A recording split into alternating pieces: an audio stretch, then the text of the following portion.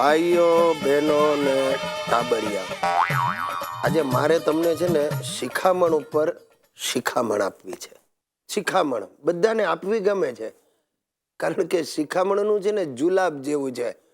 આપવું સહેલું, પણ પોતે લેવાનું આવે ત્યારે ખબર પડે શું થાય. આ મારા પાનના ગલ્લે એવા નવરા ઊભા હોય છે, બધા મંડળી જમાવીને કામ આખાની પંચાયત કરે, બધાને વગોવે.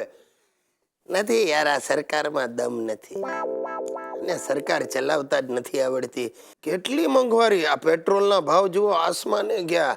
ગેસના ભાવ વધી ગયા, ડુંગળીના ભાવ વધી ગયા. અરે બાપા, આમાં જીવવું કઈ રીતે?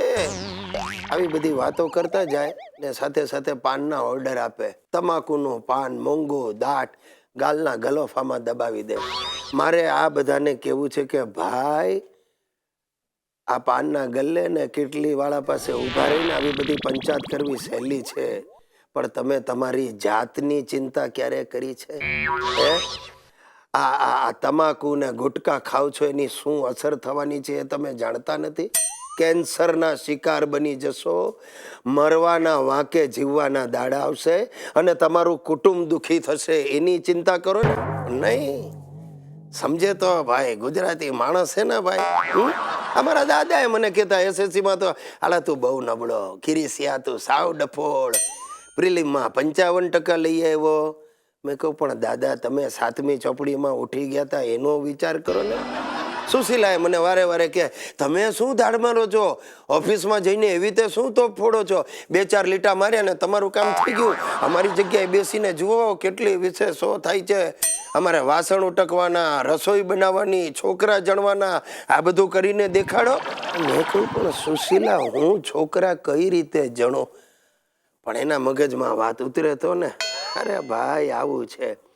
પણ મારી મૂળ વાત એ છે કે વ્યસન, અને એમાં આ તમાકુનું વ્યસન, એનાથી આપણે દૂર રહેવાની જરૂર છે સાહેબ.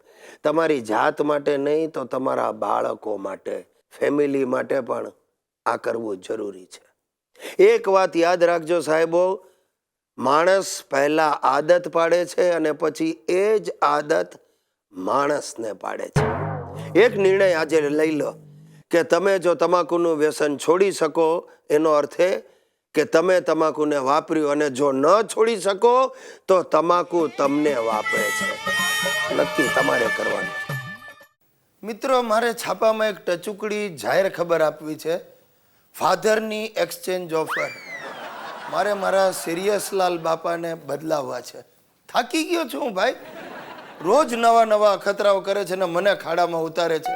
તમે નહીં માનો, હમણાં છેલ્લા 1 અઠવાડિયાથી એમણે એક્ટિંગના ક્લાસીસ શરૂ કર્યા છે. બોલો. ગિરીશ બેટા, મેં હવે મુંબઈ જઈને રહેવાનું નક્કી કરી નાખ્યું છે. કેમ? ગુજરાત સરકારે તડીપાર કર્યા? અરે ચૂપ! આ નાના નાના ખાબોચિયામાં બહુ દિવસો કાઢ્યા. હવે મુંબઈના મહાસાગરમાં માલવું છે. Very good. આતંકવાદીઓ પણ મુંબઈના મહાસાગરથી જ અંદર ઘૂસ્યા હતા. એ તો તું હવે મોટા મોટા આખા દેશમાં મારા હોર્ડિંગ જોઈશ ને ત્યારે તને ખબર પડશે. હોલ્ડિંગ? વોન્ટેડ ના? અરે ચૂપ! સિરિયલના. સિરિયલ? હા, અરે થોડા દિવસ પહેલા મેં ઓલી નવી સિરિયલ માટે ઓડિશન આપ્યું હતું ને, એમાં હું સિલેક્ટ થઈ ગયો છું. એમ? કઈ ચેનલ બંધ કરાવશો? અરે નવી ચેનલ શરૂ થાય છે, નામ છે એનું 55. 55? હા, એમાં વડીલોના જ કાર્યક્રમો આવવાના છે અને એમાં હું સિલેક્ટ થઈ ગયો છું. અરે એ ચેનલની 3800 રૂપિયા ફી પણ મેં ભરી દીધી છે. 3800 રૂપિયા તમે ફી ભરી દીધી? આ 55 નામની કોઈ ચેનલ આવવાની નથી. તમે આ બધા ઉધામાં બંધ કરો બાપુજી. હા, અરે સિરિયલને છોડ ગિરીશ, થોડા વખત પછી ફિલ્મમાં આવીશ. અરે મારા અને બિપાશા બાસુના ફોટાઓ છપાશે. ફિલ્મમાં બિપાશા સાથે ફોટા નહીં હોય, હાર સાથે તમારા ફોટા હશે. હા, મને ખબર છે. રોજ તું મને ઉપર પહોંચાડવાના સપના જુએ છે, પણ હું ઉપર જવાનો નથી. હું મુંબઈ જવાનો છું અને ટૂંક સમયમાં તું મારી અને કેટરીના કૈફની ફિલ્મ જોશે, સમજો? કેટરીના કૈફ? પેલા કફ સાફ કરો ગળામાંથી.